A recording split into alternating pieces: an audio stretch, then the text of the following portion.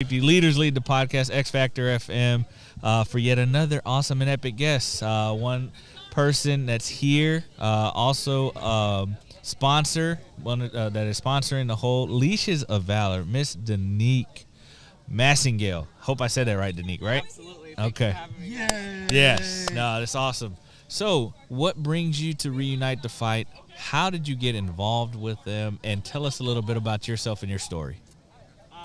So, how we got involved in this. Jake Edwards, who is the squeaky wheel behind this entire evolution today, actually attended one of our golf tournaments a couple years ago. And if I understand correctly, really enjoyed the camaraderie of veterans getting together.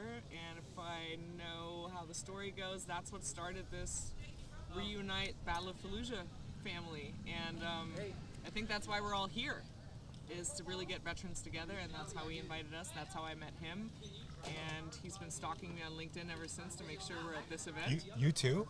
Yeah, I mean, talk about a man that is persistent on social media to get a job done. That is a common thread. Yeah, I think we all have been stalked By Jake Edwards, yep. Yeah. and I love it. I love it. You need people like him.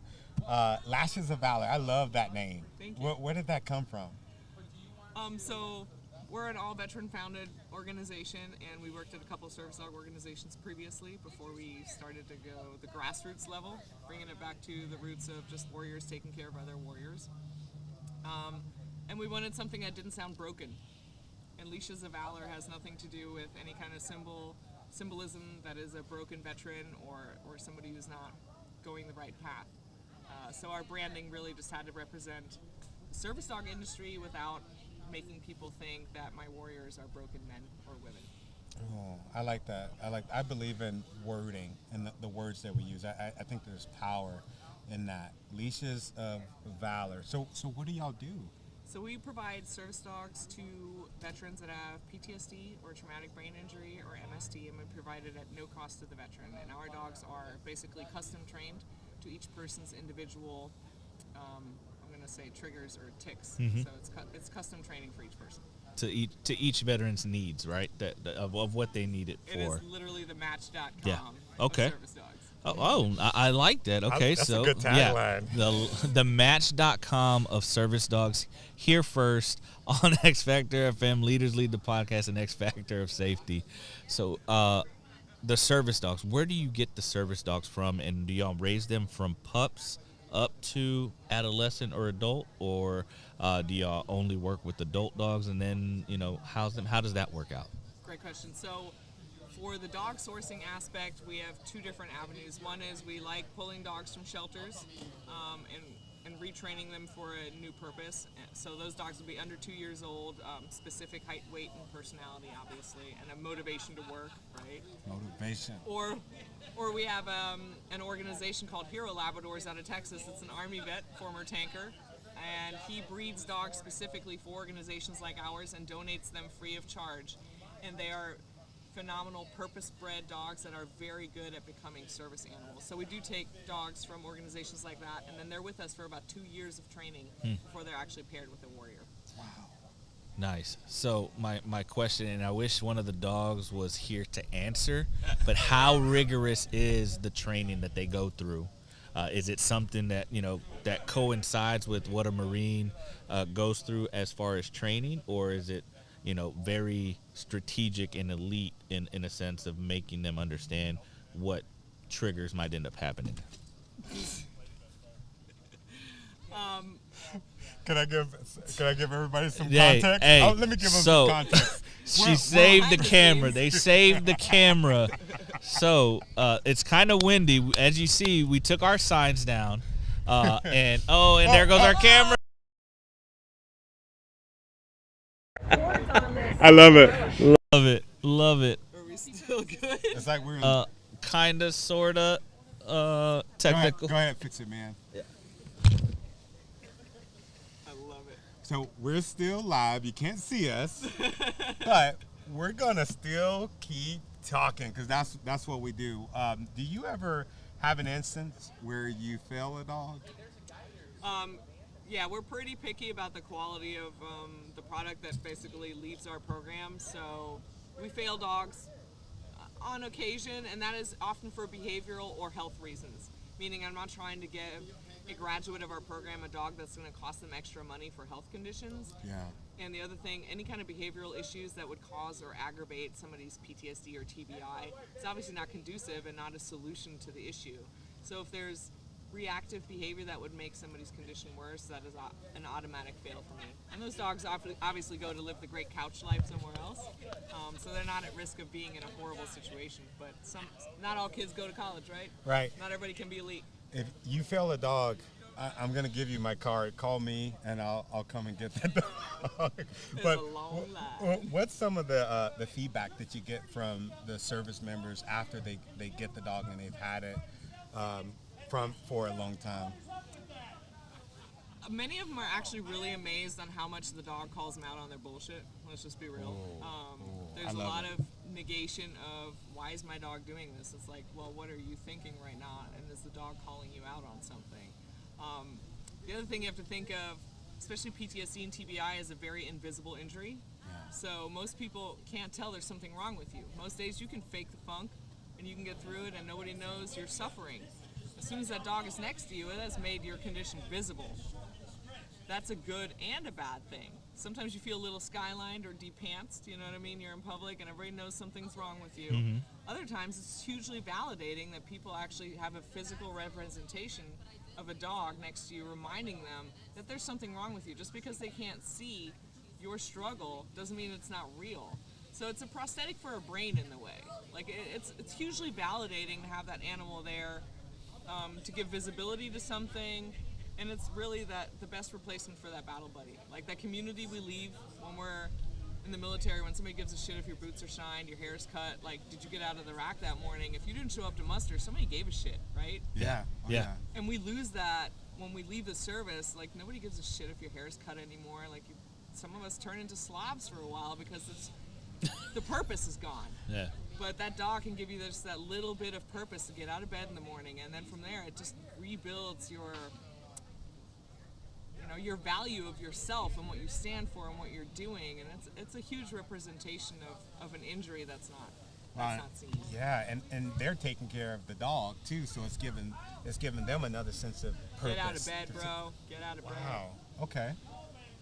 No, that's awesome.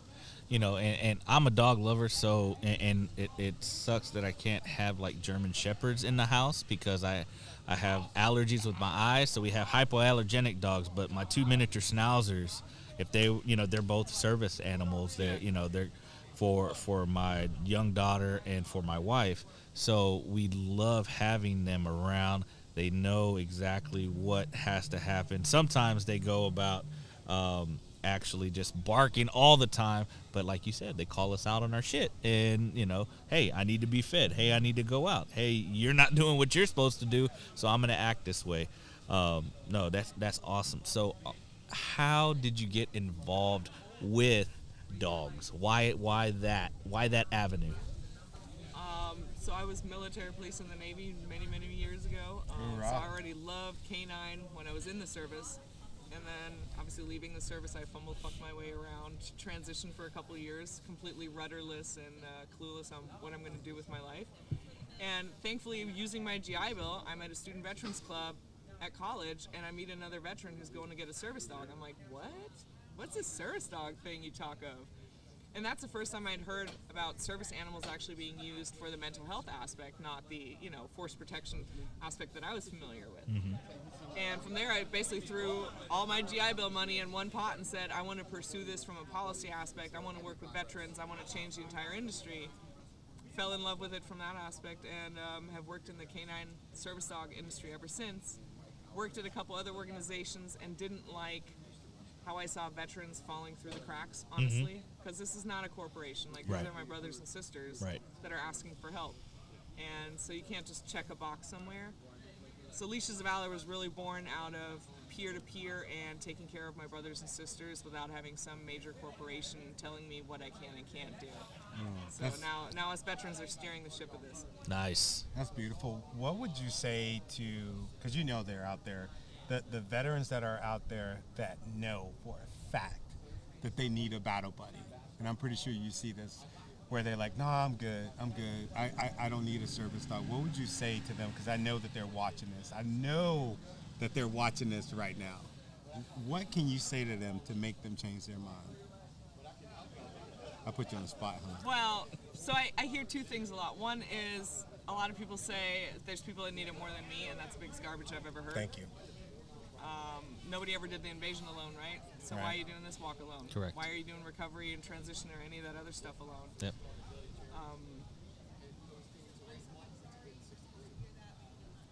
And you're a leader, you know what I mean? Like, you have other troops looking up to you no matter what branch you were. It is your responsibility. If you're a sergeant major, if you're a fucking sergeant, if you're a seaman apprentice, it doesn't matter. Somebody looked up to you and is looking to see if you're struggling. That validates their struggle. So sometimes the best thing you can do as a leader is ask for help so that your troops see that mental health, PTSD, or any of those things, that's not a pay grade thing.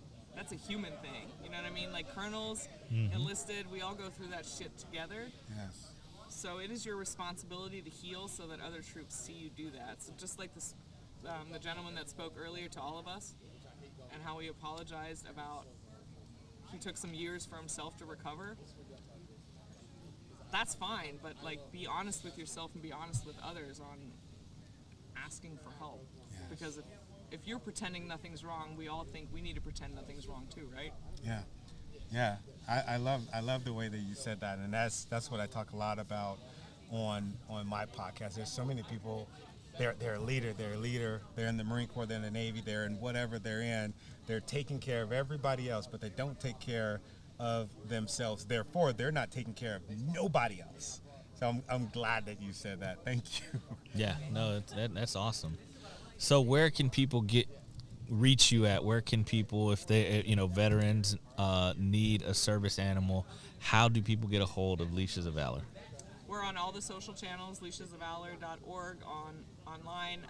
Any of the messenger apps like Instagram, Facebook, you can hit us up directly or reach us at info@leashesofvalor.org and ask for an application directly, and we will coach you through the entire process. And if we're not the right fit for you, we're happy to point you in whatever your medicine is. You know what I mean? Like, it's not one size fits all. PTSD is very much like a fingerprint or a DNA signature. It's very unique to each person. No two people are going to go into an incident and come out with the same repercussions. So don't think that dude's formula was your formula too. Right. Just be open, ask for help, and we'll fuck our way through this together, right? Oh, I love it. Nice. You got any last questions, Tony? No, I just want to say thank you.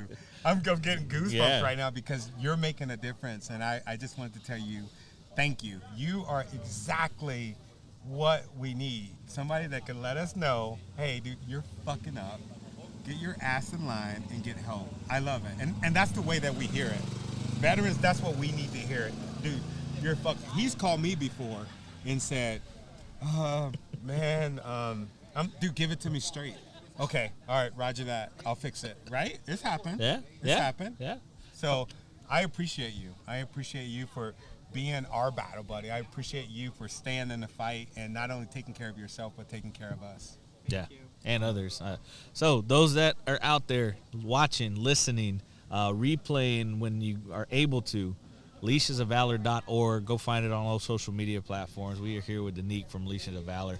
Greatly appreciate you and appreciate the time. Thank you. Thank you so much. And we will see you again, coming to you live from Battle of the Aces, Reunite the Fight. Leaders Lead the Podcast, X Factor FM, and X Factor is Safety. So till our next guest, we'll see y'all here in a little bit. It's a marathon.